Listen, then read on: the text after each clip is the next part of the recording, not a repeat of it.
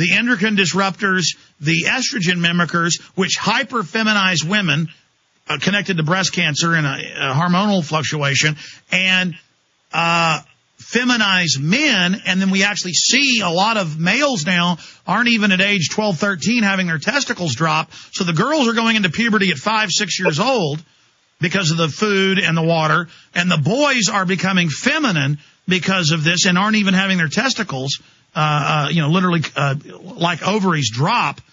This is just incredible. You're saying you've got a report up on prisonplanet.com. I guess you just already did your big report. Obama czars plan to sterilize population through water supply already happening. My God, this is mega huge, Watson. And again, people, we're risking our lives here. That's why I always have such excitement. I know what we're doing. We have caught these. Oh my God. Okay. You know what? I'm leaving the room. I'm not going to be able to shut up. I'm going to leave the room and watch from the control room. Watson, you've got the floor. I've got to shut up. Start over. This is huge breaking information. This is huge. Watson, tell them. Yeah, these anti-androgens have not only been found in the water supply, but according to this study, which is the abstract of which is on encyclopedia.com, and I've linked to it from the article on prisonplanet.com right now. It's actually a study from October 2001, so this has been known for some time now. And you can, looks like you have to buy the actual full scientific study, but it was in the environmental health perspectives from October 1st, 2001. And it says that these same anti-androgens have been found in pesticides, and which are sprayed on our food, and they tested them on rats, and they were, quote, demonstrated to induce demasculinization in rats. So they're having the same effect that they are on the fish in the water, and not only fish. Polar bears, bald eagles, otters, and whales have all been similarly affected by these gender-bending chemicals, and it's a problem not only in the UK, but it's global. Now, the professor at Exeter University, having established that these chemicals are having gender-bending effects on fish and animals, said, quote, there is certainly the potential for it to have an effect in humans and possibly a marked effect.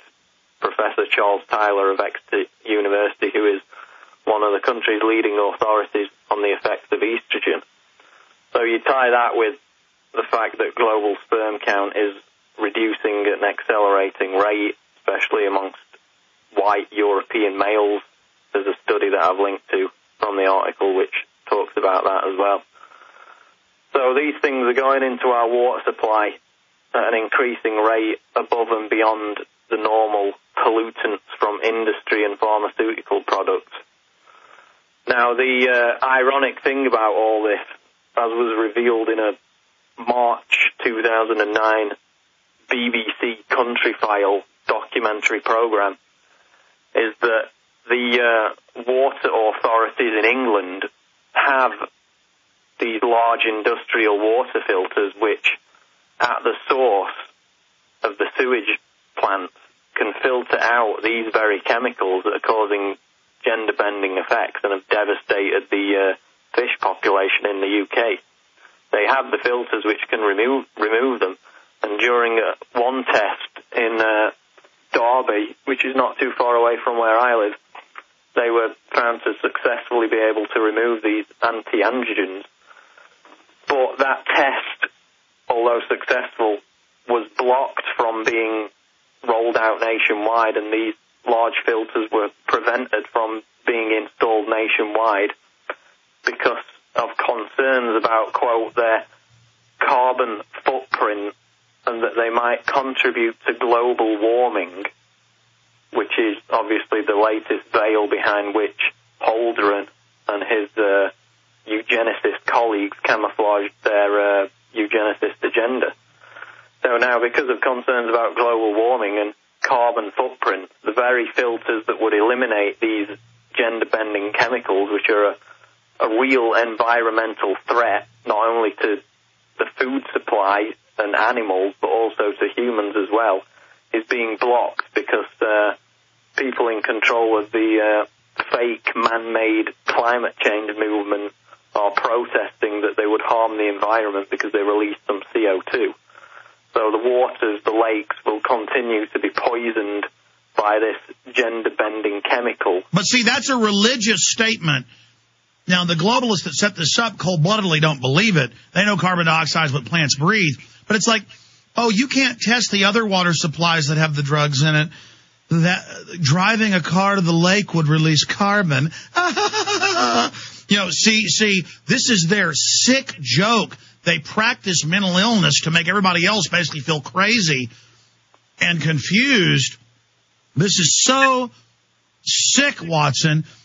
And again, I have that AP article where they found the drugs in our water supply of an even different type and a higher level than was possible from sewage runoff, and they find it in water supplies that aren't connected to a water supply that's downstream or has any runoff. They're finding it in aquifer water that's taken out and then sent to a treatment plant to have fluoride added. They're adding it there. So they're finding it in major city supplies that come from aquifers. They're putting it in the water.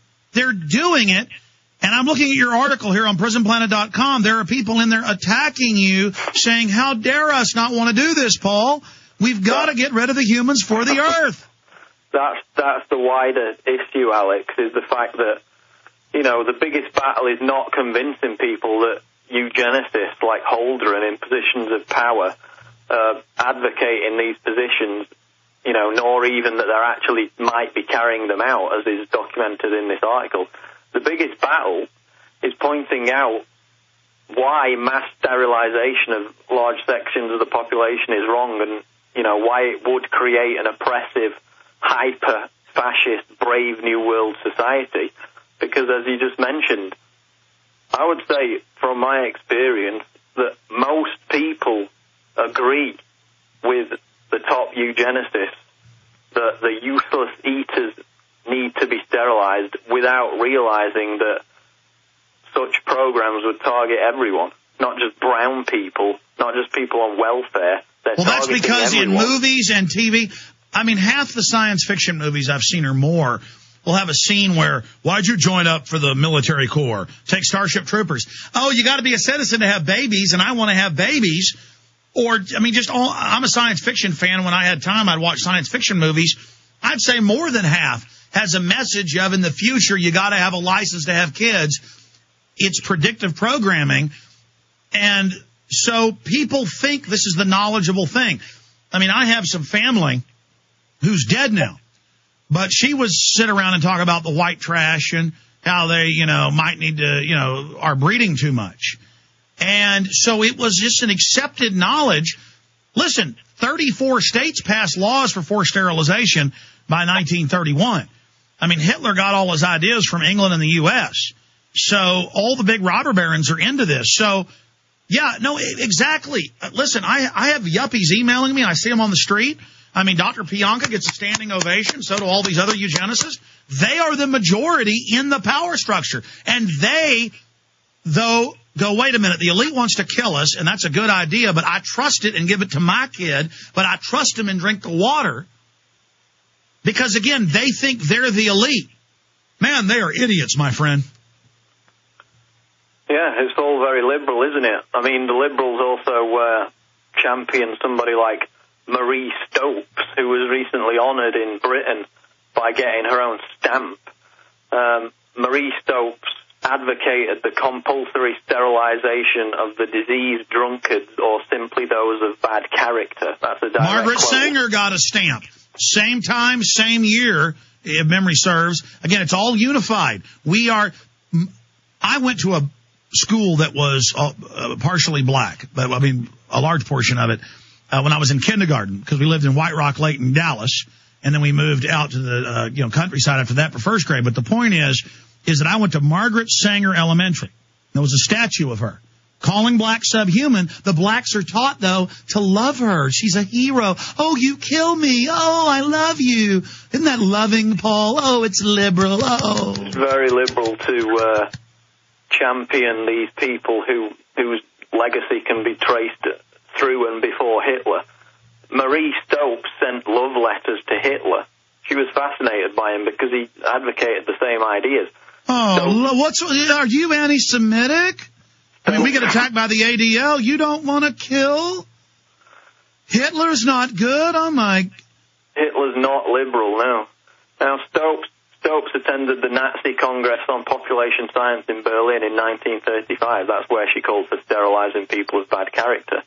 And she also concentrated her abortion clinics in poor areas because she wanted to reduce the birth rate of the lower but that's classes. not just them. Ruth Bader Ginsburg gave an AP interview and said, we can't get rid of abortion. We have to get rid of, quote, populations we don't want. Right.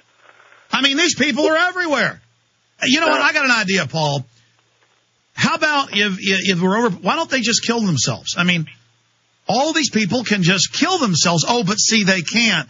Their lives have value, and they have to oversee killing us.